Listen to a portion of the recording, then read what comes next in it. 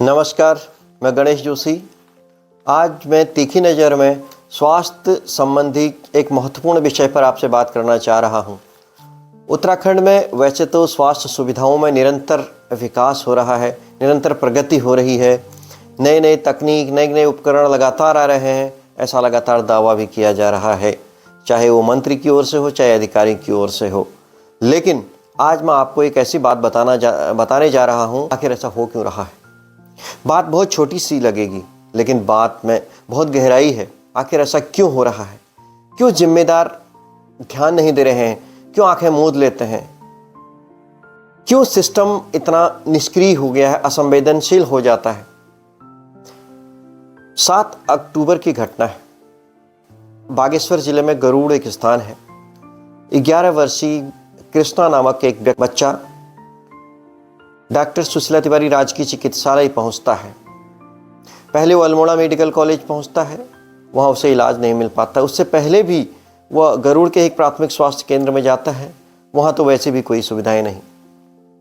जब वो हल्द्वानी पहुंच चुका होता है सुशीला तिवारी हॉस्पिटल में, राजकीय मेडिकल कॉलेज के अंडर यह अस्पताल संचालित है, तब 3 दिन तक वो मरीज तड़पता है। मरीज के बरामदे से गिरने की वजह से उसके सिर में चोट आई थी और वह अस्पताल में भर्ती हुआ, क्योंकि सुशीला तिवारी अस्पताल कुमाऊं के लेकर एक बहुत बड़ी उम्मीद है। कुमाऊं का एम्स कहा जाए उसे तो अतिशयोक्ति नहीं होगी, क्योंकि एक उम्मीद है, वहाँ पर लोगों को इलाज मिल जाता है। लेकिन 3 दिन तक मरीज तड़पता रहा, दर्द से कराहता रहा। ICU यानी इंटेंसिव केयर यूनिट में उसे भर्ती कर दिया गया। न्यूरोसर्जन उसे देख रहे थे, लेकिन उसका ऑपरेशन फिर भी नहीं हुआ। जबकि सिर की चोट में जिस तरह की वह चोट थी, स्पष्ट किताबों में उल्लेख है, मेडिकल साइंस में उसका उल्लेख है कि उसका तत्काल ऑपरेशन हो जाना चाहिए। आखिर 3 दिन क्यों नहीं ऑपरेशन हुए? बात आई कि उसको एनेस्थीसिया नहीं मिल पाया। आखिर क्यों नहीं मिल पाया? यह समय पर ऑपरेशन नहीं हुआ तो उसका क्यों नहीं हुआ? उसके लिए दोषी कौन है? एक परिवार खत्म हो गया। वो गरीब परिवार के हैं, वो शिकायत भी नहीं कर सकते हैं, लेकिन क्या उनकी कोई नहीं सुनेगा? क्या उनकी कोई आवाज़ नहीं बन पाएगा? क्यों इतना हमारा सिस्टम असंवेदनशील हो चुका है? ये हमें सोचना होगा। जब मैंने इस संबंध में अस्पताल कॉलेज के संबंधित अधिकारियों से बात की तो उनका कोई किसी का स्पष्ट जवाब नहीं था। इस बात को मैंने चिकित्सा शिक्षा मंत्री डॉक्टर धन सिंह रावत तक भी पहुंचाई, खुद बात करी, लेकिन उन्होंने जांच की बात तो की। आज की तारीख तक वो जांच नहीं हुई है, जांच शुरू ही नहीं हुई है। केवल आख्या मांगी गई है, आख्या हुई, व्याख्या हुई और फिर निराशा ही हाथ लगी है। आखिर ऐसा क्यों? दूसरी बड़ी घटना आपको बताता हूँ। राजकीय मेडिकल कॉलेज का यही सुशीला तिवारी अस्पताल, जहाँ पर यह घटना है 25 अक्टूबर की। 4 मरीज ENT यानी कि नाक कान गला विभाग के ऑपरेशन थिएटर में भर्ती हो जाते हैं। 14 घंटे हो चुके होते हैं उनको भूखे रहते, क्योंकि ऑपरेशन से पहले रात से ही खाना नहीं खाना होता है।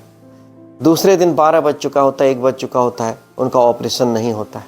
एक मरीज नीरज कुमार नाम का, वो जौलजीबी पिथौरागढ़ से भी आगे पड़ता है, धारचूला क्षेत्र में है। जौलजीबी से वो हल्द्वानी कान का ऑपरेशन करने पहुंचता है। बड़ी उम्मीद होती है कि कान का ऑपरेशन हो जाएगा और वो घर चला जाएगा, लेकिन ऑपरेशन नहीं हुआ। काशीपुर की और जसपुर की 2 लड़कियां हैं और एक हल्द्वानी की 1 लड़की और है।